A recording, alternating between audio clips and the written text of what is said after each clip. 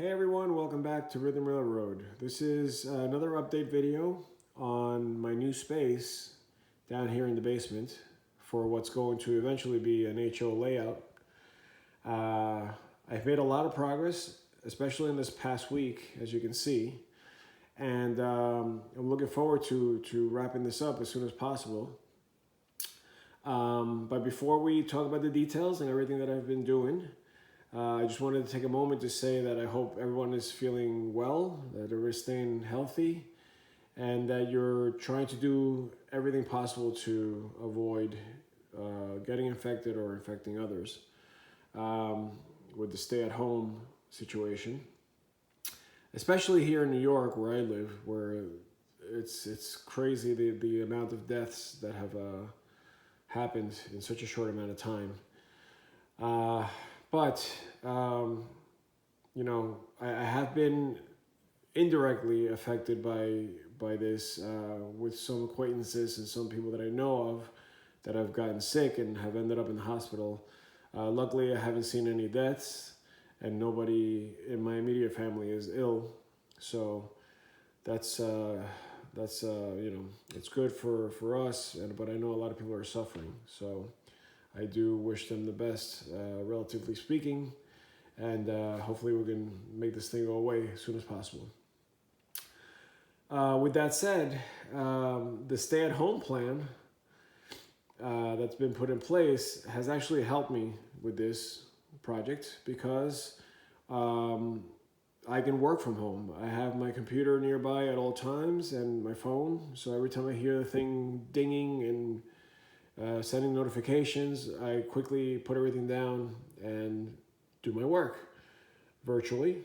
Everything is remote teaching right now, so I can do it right there on the spot. And then once I accomplish that, then I can get right back to work, which is nice because if I had to be in a building, it would obviously be impossible. Even if I had some downtime, it would be impossible to, come back to my house and then, keep going back and forth. So, what I did when everything started to get a little bit crazy, my wife recommended this. She said, why don't you take my horse trailer, which is very roomy, and we'll go to Lowe's and try to buy everything we need or more for this project. And we can always return the extra stuff that we don't use. I said, that's a great idea because it looks like we're going to be spending a lot of time at home in the next few weeks or months or whatever. So it actually worked out great. We loaded her horse trailer up with sheetrock and insulation. And we actually made like 2 or 3 trips that day, and we're able to get enough supplies to keep me busy for a while. So let's get to the actual project. So the sheetrock has been the main thing that I've been trying to get up. So as you can see, I'm pretty much done with every surface, meaning walls, ceiling, this beam that I had to wrap, and then also prepping for the recessed lighting with the electrical. Some of the lighting is already in place. I'm just waiting to spackle before I actually put them in all the way. But as you can see, everything is pretty much done. There's like very few things that I have to do. The staircase is the one thing that's freaking me out because that's a lot of angles I have to cut. But I'll probably get that done this weekend. But the rest of the room is looking good. And I was able to get most of the laundry room wall done. And also I finished the TV wall here. With the thermostat and with the TV and the electrical and all the Ethernet wires and HDMI wires that are going to be feeding into the smart TV are all in place. The reason why I haven't done this panel yet is because I'm not quite sure how to do angles yet. Like as you can see, this angle here. I'm not sure how to set this up so that I can screw drywall into this corner here. So I'm gonna watch some YouTube videos, see if I can find something. But I think what I'm gonna have to do is just make a 2x4 just rip it into like a wedge, like a corner kind of thing, and then this way I can place it along this wall here, and it'll be flat at the right angle.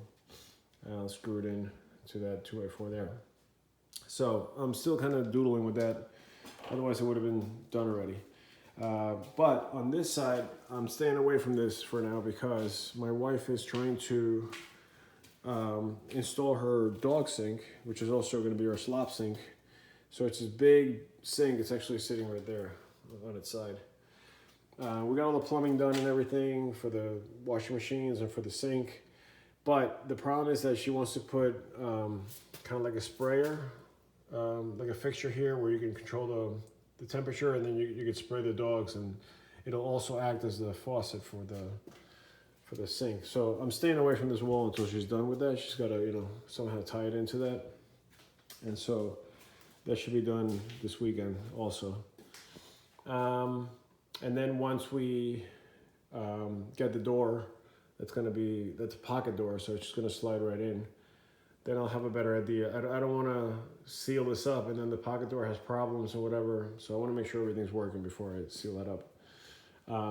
And then here under the stairs, I am going to have some kind of layout section here. It's probably going to be like a little industrial area there that's going to connect through a bridge or something. But I didn't want to close it up until I know exactly what's going to happen. What I might just do is just back the stairs with plywood, because I want some kind of hard surface there, and it'll also help to stiffen the staircase a little more. It's old, so I did put 2x4s there to kind of brace it and strengthen it a little bit. But I think with the plywood it's going to help immensely. And then this will be sheetrocked.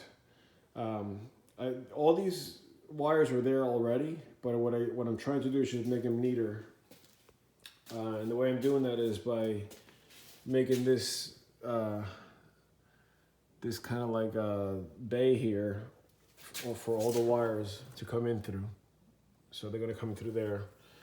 This is my house network, so every room has Ethernet hardwired. And then from there, it's going to feed into this bay where I'm going to have all the panels and all the distributors and all that stuff.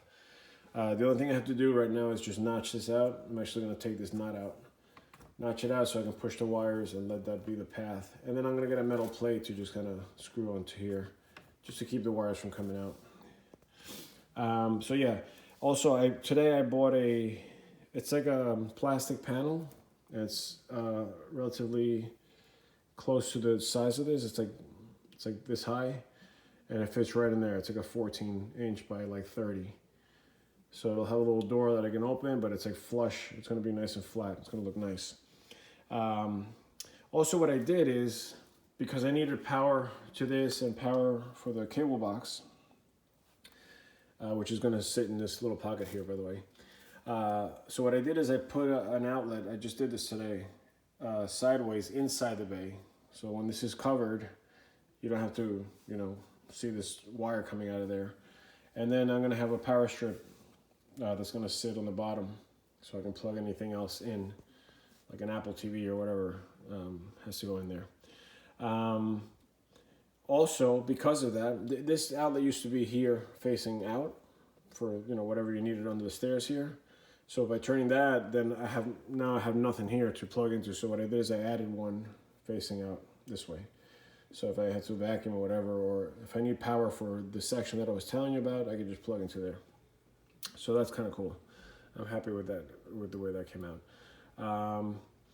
The other thing about this is that this also feeds up to the TV plug on the other side, right here. And then, so there's power here for the TV.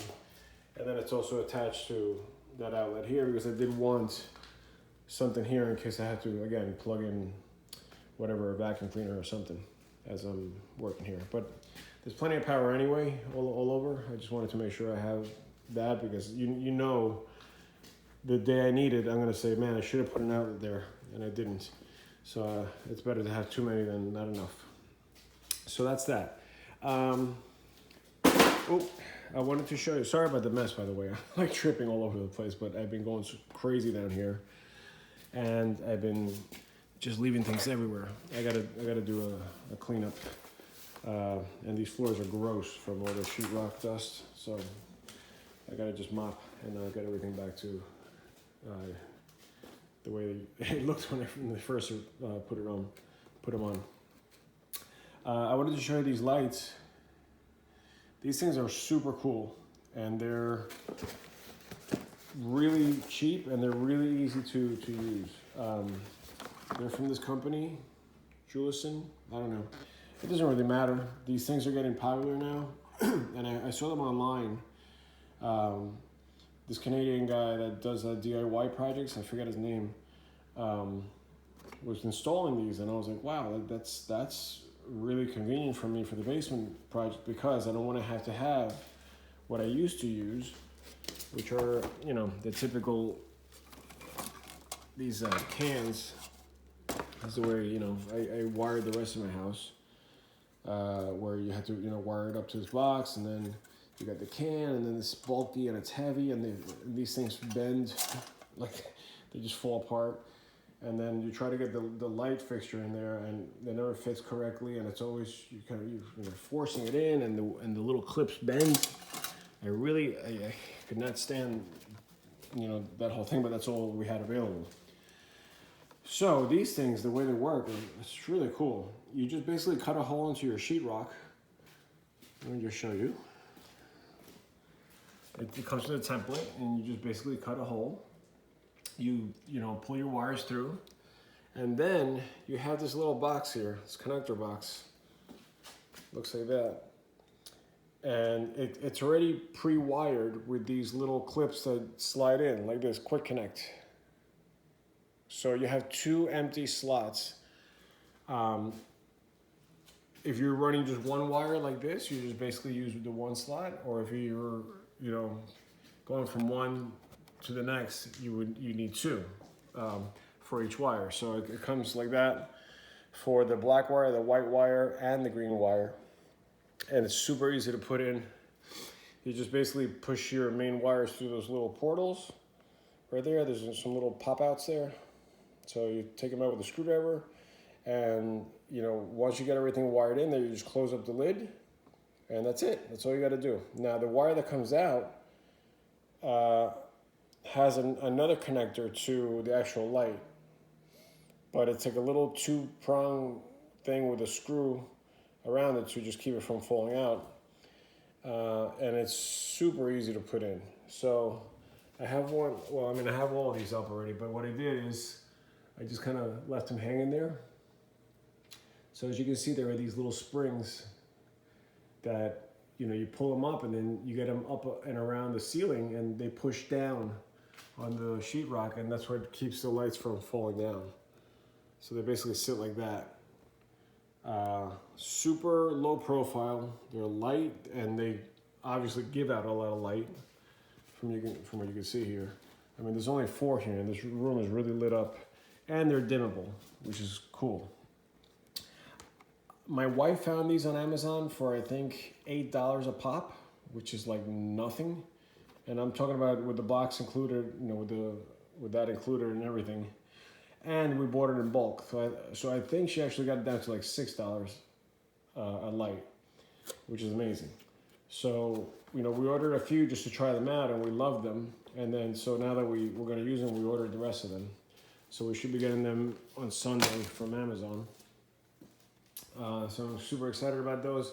And it's easy because when I get ready to spackle, all I got to do is loosen the little screw out and just pop out the little white wire, and you just have the little, you know, tail hanging off the box. And the other nice thing is that you don't even have to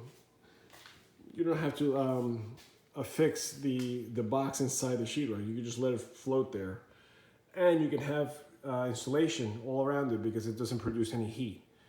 So it's all LED, and you don't need to create like a pocket for it for fire hazards and code and all that stuff. You just put it up there, and that's it. So I'm super psyched about those lights and how easy they are to install. I also got the smaller versions. They're like little 3-inch. These are 4s. They're 3-inch, but they're you can move the angle. So I put those up here, and I pointed them down so that when you're going down the stairs, you don't get blinded. With the light facing you.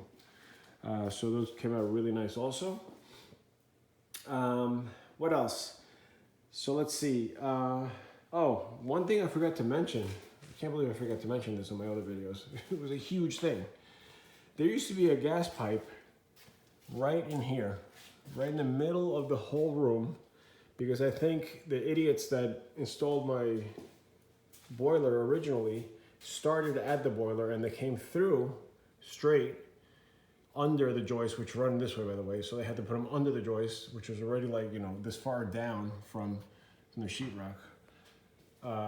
And then when they got here, they realized that the meter for the gas is over there and not here. So they were like, uh-oh. And then also the stove is here.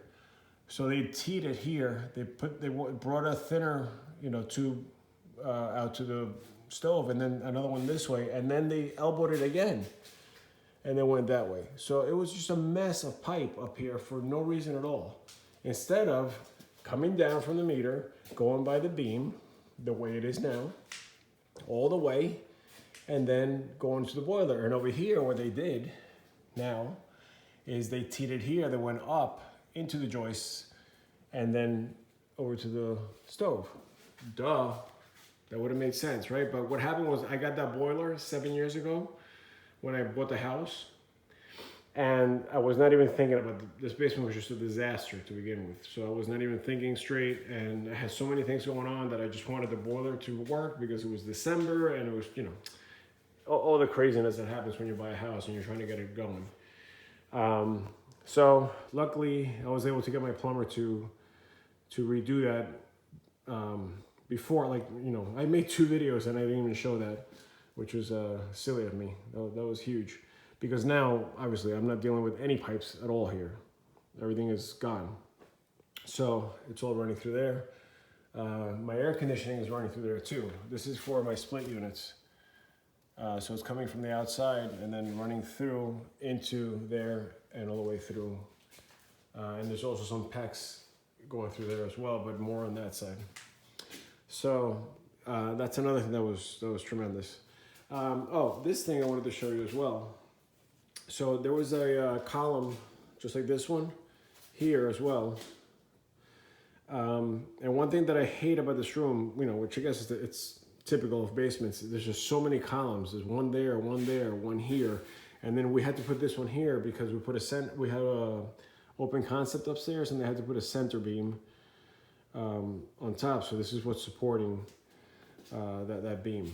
So I was trying to figure out how to get rid of so many poles, and I was able to hide this one at least. So as you can see, when you look at this, it just looks like a wall. You don't see another pole here and another pole here.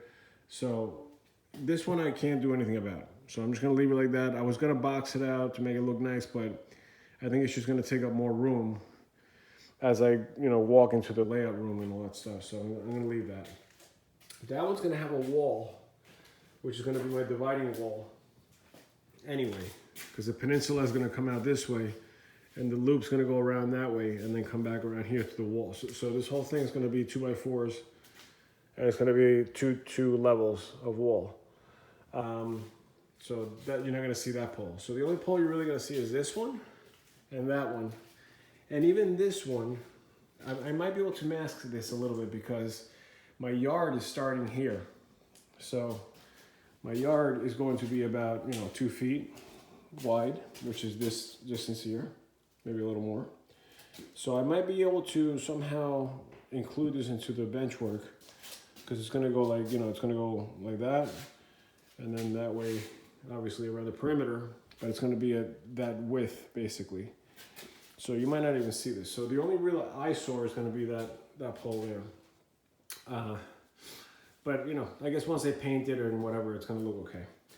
So yeah, it was nice that I was able to wrap this pole and still create a flat surface this way, flat surface that way, and a flat surface this way. So it'll be all nice and sheetrocked and plastered. So it'll be a nice clean look. But the cool thing is that I got it in a way where I was able to float this piece of sheetrock, you know, because it's got all the support from the actual panel. And this is basically just a piece this way and a piece this way, because this was already in place from the wall. So I just attached this 2x4 and then this 1 by 3/4. No, what is this? I don't know. It's one of those, like, it's like a thin piece. It's 3/4 by 2, I think it is. No, 3/4 by 4. Yeah, that's what that is. So it's only about this wide. So I was able to attach the sheetrock to that, and now it looks nice and neat right there. And that's basically it. I mean, it's just been very labor intensive to just get all these sheetrock panels up. I'm going to try to post a link to how this guy explained it, and I used his method, and it was amazing. I was able to like lift all the pieces into the ceiling, lift them. You know, I did all the top sheets first with this method without even working so hard. So I'll post about that. And then you know, the plumbing was the only other thing I did, which I explained in other videos. The PEX comes in through here. I mean, it starts at the boiler, goes down, comes in through here, and then it goes through the studs. And as you get to each radiator, it comes out. It, you know, feeds the radiator, and then it goes back into the wall, which then goes into the studs, out, and then into this. You know, it just keeps going. So there's a radiator here. There's a radiator right here, and you know, those pipes are gonna get covered with these covers that come with it. There's like a plate that goes over those covers right there. You won't see it. And then this one here. And yes, it is a little bit of overkill with the amount of radiators for this space, but I did it like this so that I can run the heat real low and have even heat throughout the entire room. Because on my second floor, there's only one radiator and there's a big space, and it's always like hot in that part where the radiator is, and then the rest of the room has like these little cold pockets everywhere. So I wanted to just, I don't have to crank it, but I want to make sure that it's nice and even when I turn the heat on. I tested everything before I put the sheetrock up, so there's no leaks. Nothing's happening as far as like the amount of water going through the system or anything like that. I got all the air out, so everything's working great. And I had that zone set up for the basement independently for 7 years since I got that installed, and I finally was able to hook it up. So that's kind of neat. So that's basically it for this update. It's a lot, but it's a little at the same time. A lot of work, but it just kind of looks like a room. You know, I can't wait to do the layout updates when there's actually a layout here. But it'll be more interesting than just showing you the room. But I guess that's part of the project, that I wanted to make sure I documented everything from start to finish. So I'll leave you with that. Again, I wish everyone some healthy days and some, you know, protected days, and stay home and do the right thing, and hopefully we'll get through all this together as a nation and as a, you know, as a society. All right, till next time. Bye-bye.